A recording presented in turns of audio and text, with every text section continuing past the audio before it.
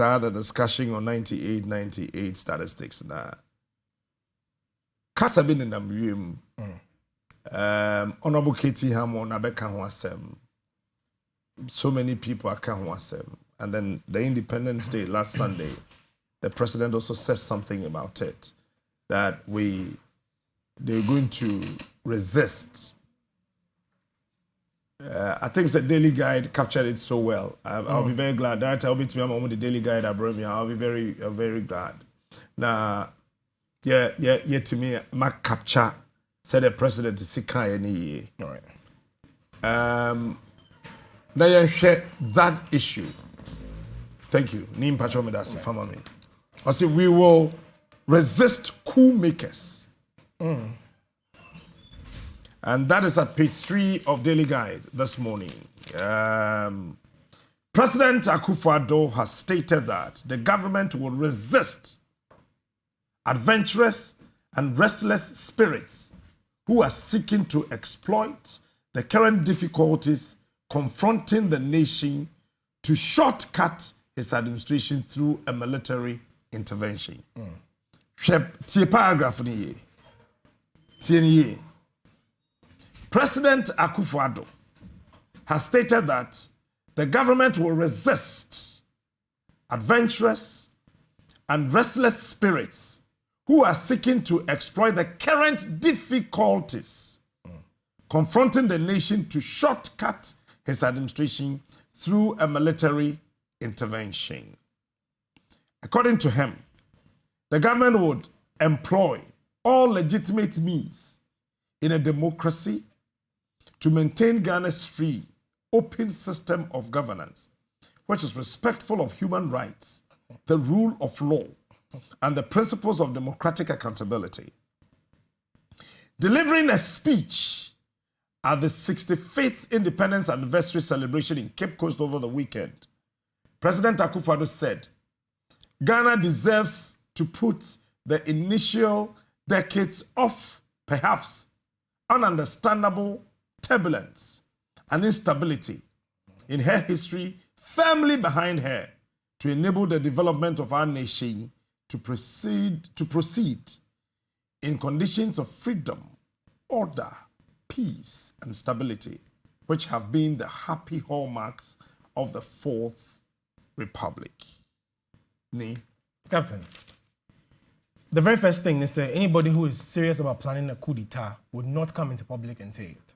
It's the very first thing. That's right. Inti Obibia, why not doing so? Baba ye coup? Baba until me say me coup. It is never done anywhere. It is a very highly secretive thing. And that's the very first thing. Again, we are talking about coup d'etats in Ghana, and Captain, when political hypocrisy now does too much. There's a coup d'etat in effect right now in Ghana. It is still in motion. And we are not fighting a coup d'etat. We are protecting a coup d'etat. The coup d'etat, which one are we talking about? We're talking about the coup d'etat that happened on the 24th of February 1966. It's still in effect. Anka Adena, Professor Fiajo would have said, if you remove the indemnity clauses from the Constitution, power will have to go back to the Nkrumah CPP. Why did he have to say that? What does it mean?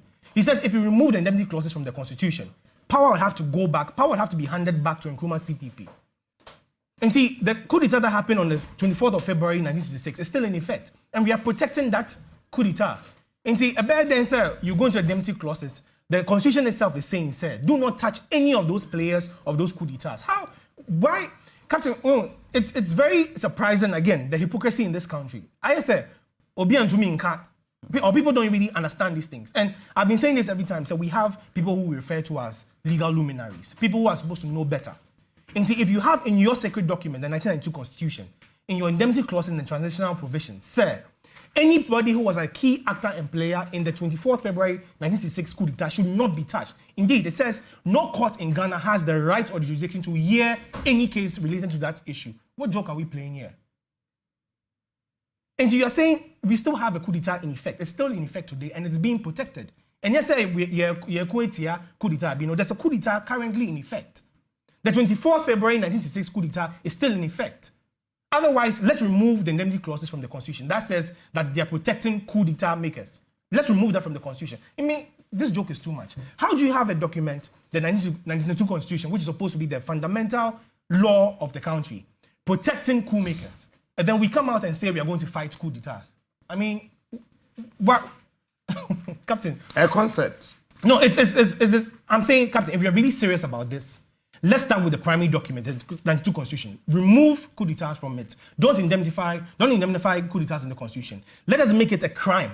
And let's deal with every single person who is guilty of a coup d'etat in this country before we can start making those statements. Say, we're going to protect Ghana against coup d'etats. That's what we should do if we're really serious about this. But when we say these are serious international issues, the international community will be looking at all of this happening.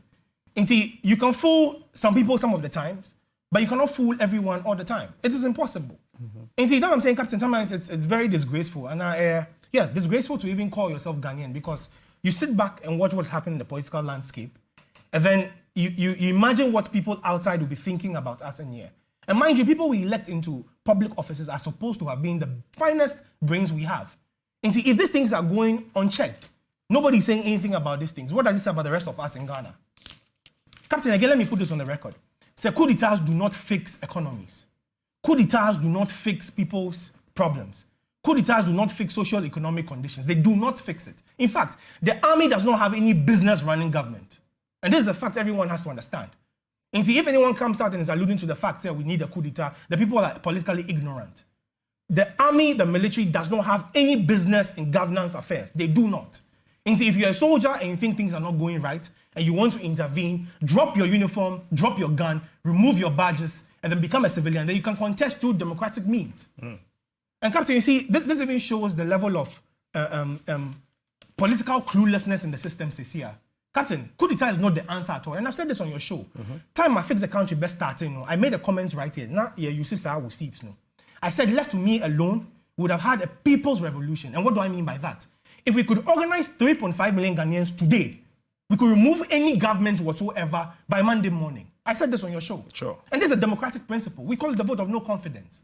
Why do we have so-called legal luminaries in this country who can give lectures and cannot even give these alternative solutions? But then the first thing they run to is coup d'etats. I mean, these are supposed to be people who know the stuff. But when they're going to talk about options, they can't even mention some of these things. They go straight to coup d'etat. Again, the army and the military do not have any business in governance systems. They should not even think about that as being a solution. There are more innovative ways you can use to deal with any government. Captain, I'm telling you this. If Ghanaians can do this for the first time and set that precedence, and then if Ghanaians can set that precedent, say we can organize ourselves and use that democratic instrument, which is the vote of no confidence, and remove any government at all which we do not like, it will set a precedent. Say any government that comes into power, so we be 2 days for now you. And this is the people speaking, the power of the people at work. And here a group of, and let me explain coup d'etats in details here. Coup d'etats are never popular activities. They are never. And women will say a small clique of soldiers who have the arms would usurp power or take over or overthrow a government. Now, on 1 year, fast, I call organizing people to come and demonstrate and then say yes, this is what we want. Or even indeed, some people might even come on the streets and jubilate and say, yes, we like these things, we like it. But and yes, sir, the people in their ignorance think, once the government has been removed, all their problems will be solved. That's what they think. That's not true. But that's the misconception that the people go out onto the street and jubilate.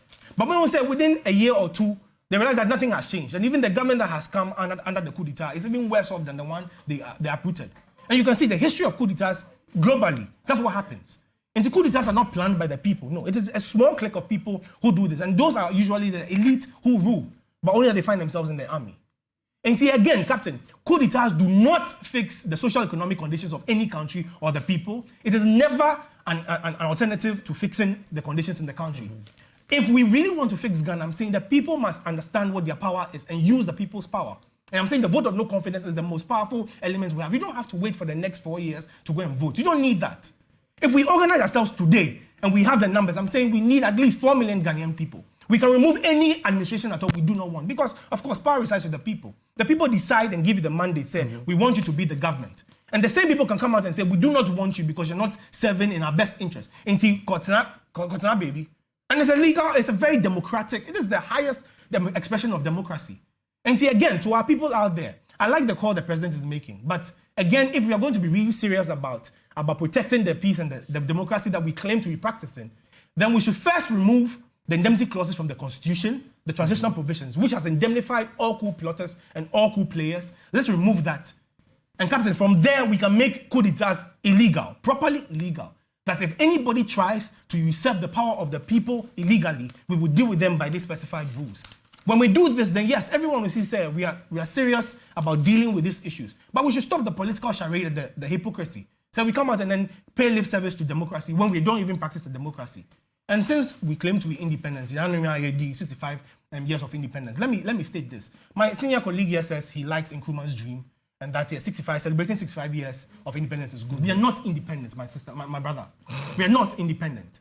Ghana, in her independence or in her history, has only been independent for about 6 or 9 years. From 1957 to 1966. That's when, in fact, it was even from 1960 to 1966. And riddle me that. 1960 was when Ghana became a republic. And we had no monarch, so the head of state was no longer the Queen of England. It was us ruling ourselves. From 1960 to 1966, when we were removed, when Nkrumah was removed from power, the republic was overthrown. So in reality, Ghana's independence had only been for 6 years. The rest of it has been a charade. And that is why Professor Fiajo in his report would have said, sir, the moment we remove the indemnity clauses, we would have to return power back to the first republic, which was Nkrumah's government. So it means every player after 66 till today has been a criminal government. And we should face the facts. This is the legal fact anyone who is sincere with the truth would admit to.